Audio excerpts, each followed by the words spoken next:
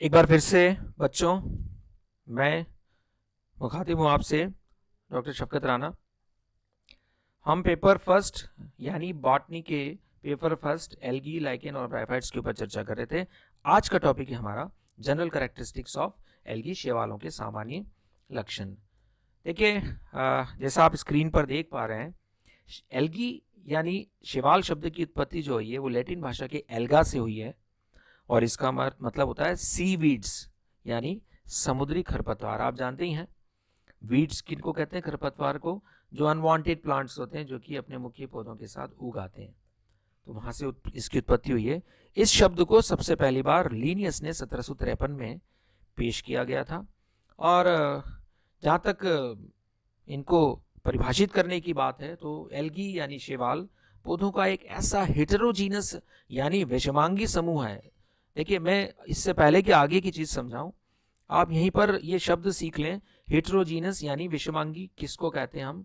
Heterogeneous का मतलब होता है जो कि डिससिमिलरिटी या डाइवर्सिटी या विभिन्नता से भरपूर समूह हो। मैं एक बार फिर रिपीट करूं, समानता बहुत कम है इसके सदस्यों के बीच में। मान लीजिए एक शैवाल समूह के अंदर जितने भी सदस्य हैं, तो यदि आप उनकी संरचना को देखें, उनके जनन के बारे में देखें, उनकी और रचनाओं के बारे में देखेंगे, तो आप पाएंगे कि वो उनमें बहुत ज्यादा विषमताएं हैं, भिन्नताएं हैं। किस आधार पर? निवास, आवास के बारे में, आकार के बारे में, संगठन के बारे में, उनकी मॉर्फोलॉजी के बारे में, उनकी बायोकेमिस्ट्री के बारे में और इवन रिप्रोडक्शन के बारे में। तो इतनी सारी विविधता लिए हुए है ये समूह। और बच्चों, मैंने आपको पहले भी पिछले लेक्चर में कहा था कि बड़ा इंटरेस्ट आएगा आपको इसको पढ़ने में। और ये थेलोफाइटा समूह से संबंधित पौधों का समूह है। बहुत ही प्राचीन और सिंपलेस्ट टाइप के, सरलतम टाइप के पौधे होते हैं। और बच्चों, आप देख रहे हैं यहाँ पर एक शब्द आया है थेलोफाइटा। ये दो शब्दों से बना हुआ है, थेलो, थैलस, फाइटा, पादप। तो ये ऐसे पादप हैं, ऐसे प्लांट्स हैं जिनका पादप शरीर थैलस नुमा है, सुकाय नुमा है, थैलॉइड है, थैलस लाइक है। कई शब्द बोल सकते हैं हम। And what do you mean by thallus? Thallus किसको कहते हैं बच्चों? थैलस बोलते हैं ऐसा पौधा जो जड़, तना आदि में विभेदित नहीं हो। ठीक है? जिसमें जड़ ना दिखे, जिसमें पत्ती ना दिखे, जिसमें तना ना दिखे, जिसमें पुष्प ना दिखे, कोई भी रचना का विभेदन, डिफरेंशिएशन ना हो, उसको हम थैलस कहते हैं। तो एल्गी वही है जिनके पादप शरीर इन सब चीजों में विभेदित नहीं होता। और ये बहुत कॉम्पिटिटिव एग्जाम्स में पूछी जाने वाली चीज है कि स्टडी ऑफ एल्गी यानी शैवालों का जो क्रमबद्ध व्यवस्थित अध्ययन है उसको हम फाइकोलॉजी कहते हैं। और जैसा मैंने आपको पिछले लेक्चर में बताया था कि शैवाल विज्ञान यानी फाइकोलॉजी के जनक जो हैं वो F.E. फ्रिश हैं, जबकि भारतीय शैवाल विज्ञान के जो जनक हैं, आप देख पा रहे हैं स्क्रीन के ऊपर, वो M.O.P. आयंगर हैं। कई कॉम्पिटिटिव एग्जाम्स में और अपने यूनिवर्सिटी एग्जाम से पूछा जाने वाला ये प्रश्न है बच्चों। शैवाल क्लोरोफिल युक्त एंशियंट आदिम प्लांट्स हैं। इनमें क्लोरोफिल पाया जाता है, यानी कि आप समझ सकते हैं कि जब इनके पास क्लोरोफिल होगा तो ये स्वपोषी यानी ऑटोट्रॉफिक होंगे, खुद से खाना बना सकते हैं। ये प्रोकैरियोटिक और यूकैरियोटिक दोनों प्रकृति के होते हैं, अर्थात इनकी कुछ शैवाल ऐसे होते हैं जिनकी कोशिका के अंदर केंद्रक सुव्यवस्थित या सुसंगठित केंद्रक नहीं होता, जबकि कुछ शैवाल ऐसे होते हैं जिनकी अंदर सुसंगठित और सुव्यवस्थित केंद्रक पाया जाता है। जहां तक इनके थैलस की बात है तो बच्चों याद रखें, थैलस जो है एक बहुत लंबी रेंज रखता है। उसके ऊपर एक पूरा लेक्चर जो है मैं अगली बार आप लोगों के साथ साझा करूंगा। बहुत लंबी रेंज होती है इनके पास थैलस की, एक कोशिका से लगाकर बहुकोशिकीय, और बहुकोशिकीय में भी और कई प्रकार के थैलस इनमें पाए जाते हैं।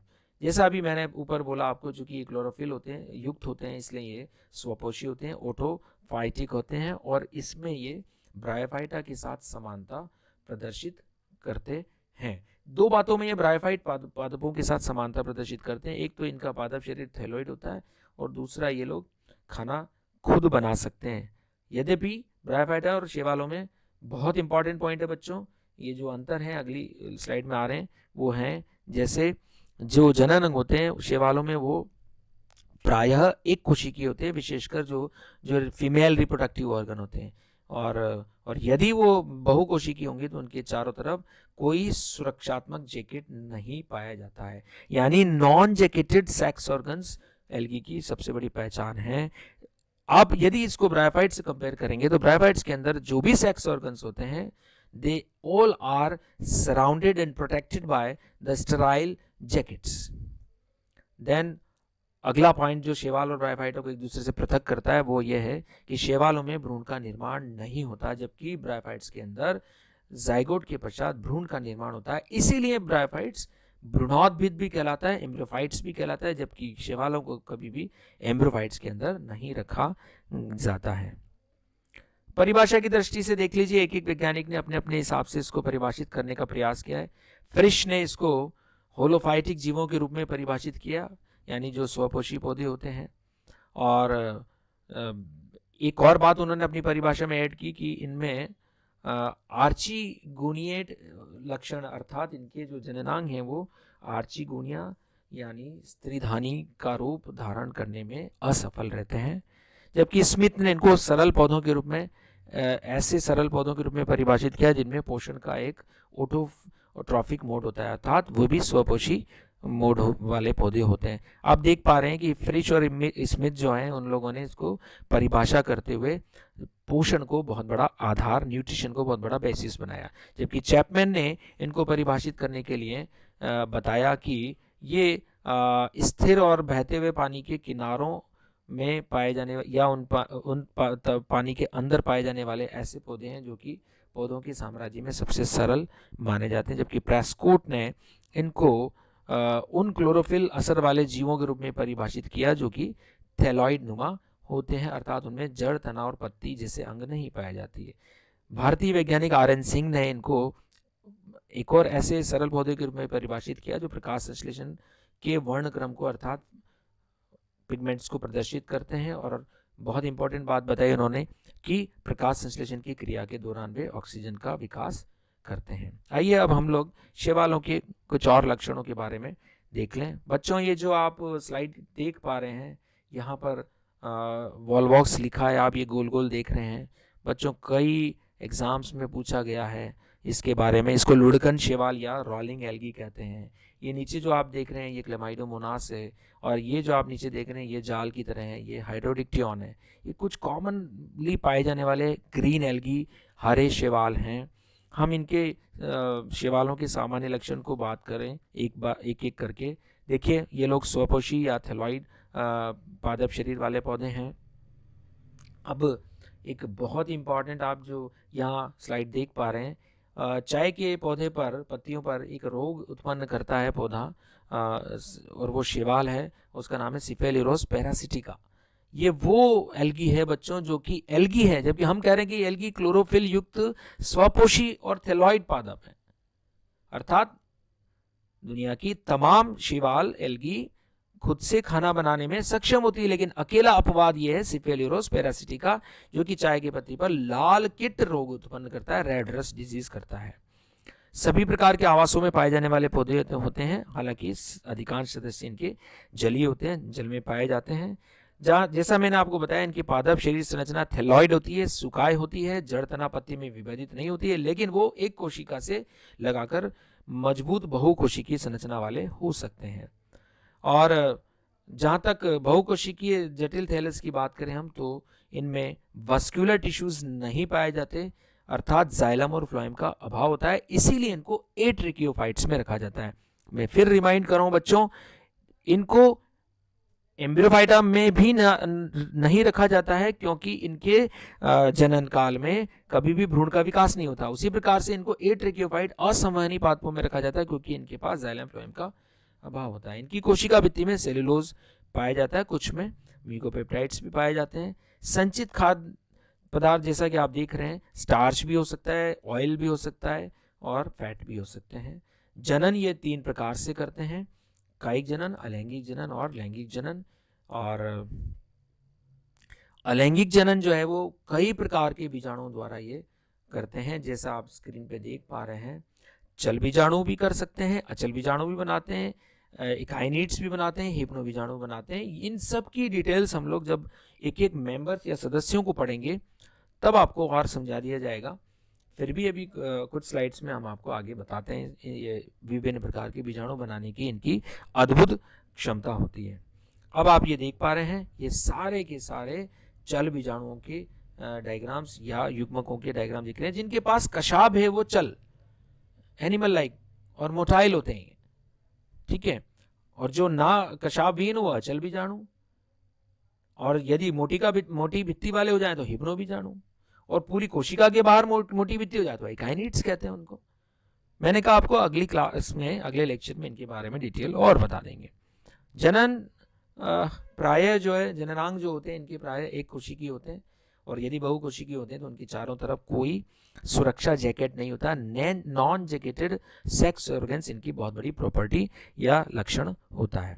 लैंगिक जनन 3 प्रकार की विधियों से संपन्न करते हैं, आइसोगेमस, एनाइसोगेमस और ऊगेमस, जैसा कि आप लोग स्क्रीन पर देख पा रहे हैं। आइसो मतलब सेम, एनाइसो मतलब डिफरेंट समान, असमान डिफरेंट, और ऊगेमस मतलब एक युग्मक चलायमान और दूसरा युग्मक स्थिर non motile. One gamete is motile and other is non motile, तो वो आपका ऊगेमस टाइप का रिप्रोडक्शन कहलाता है। जैसा आप स्क्रीन में देख रहे हैं, यहां पर आप देख रहे हैं ये दोनों के दोनों जो युग्मक हैं वो लगभग एक जैसे दिख रहे हैं आपको। सबसे टॉप पे ये वाले, तो ये हो गया आइसोगेमस, इसमें एक बड़ा और एक छोटा दिख रहा है, इसमें ये माइक्रोगैमिट कहलाएगा छोटा वाला, और बड़ा वाला मैक्रोगैमिट कहलाएगा, तो ये कहलाएगा एनाइसोगेमस। और जो तीसरा देख रहे हैं आप उसमें एक बिल्कुल नॉन मोटाइल है, कोई कशाभ या फ्लैजिला नहीं दिख रहा, और एक कशाभ युक्त है, तो वो कहलाता है आपका ऊगेमस।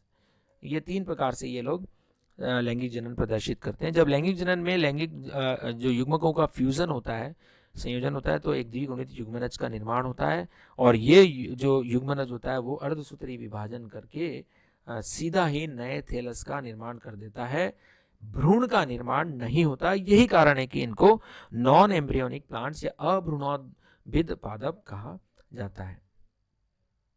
बच्चों, एक बहुत ही बेसिक चीज होती है पौधों की जीवन में कि ये लोग 2 प्रकार की पीढ़ियां प्रदर्शित करते हैं। एक होती है गेमिटोफाइट, बच्चों इसी लेक्चर में आज ही याद करें हम, गेमिटोफाइट, और एक होती है स्पोरोफाइट। तो जो गेमिटोफाइट है वो हैप्लॉइड होती है, अगुणित पीढ़ी होती है, और जो स्पोरोफाइट होती है वो डिप्लॉइड यानी द्विगुणित पीढ़ी होती है, 2n पीढ़ी होती है। मैं फिर रिपीट करूं, गेमिटोफाइट n होती है, स्पोरोफाइट 2n पीढ़ी होती है। तो पौधों की ये बहुत बड़ी विशेषता है कि ये दोनों पीढ़ियां एक के बाद एक क्रम से आती हैं और वही जीवन चक्र या लाइफ साइकिल बनाती हैं। तो शैवालों में जो है वो बहुत ज़्यादा इन दोनों पीढ़ियों का स्पष्ट विभाजन बहुत ज़्यादा नहीं होता, और हम ये भी कह सकते हैं कि स्पष्ट पीढ़ी एकांतरण यानी लाइफ ऑल्टरनेशन ऑफ जनरेशन जो है वो बहुत ज़्यादा क्लियर कट नहीं पाया जाता है। फिर भी ये लोग अधिकांश जीवन अपना 90-95% एज ए गेमिटोफाइट अर्थात अगुणित पीढ़ी यानी एन फेज के रूप में ही निकालते हैं। और जो स्पोरोफाइट पीढ़ी यदि बनती भी है जाइगोट के समय लैंगिक जनन में, तो वो बहुत अल्पकालिक होती है और तुरंत ही वो अर्धसूत्रण करके वापस से गेमेटोफाइट में बदल जाती है।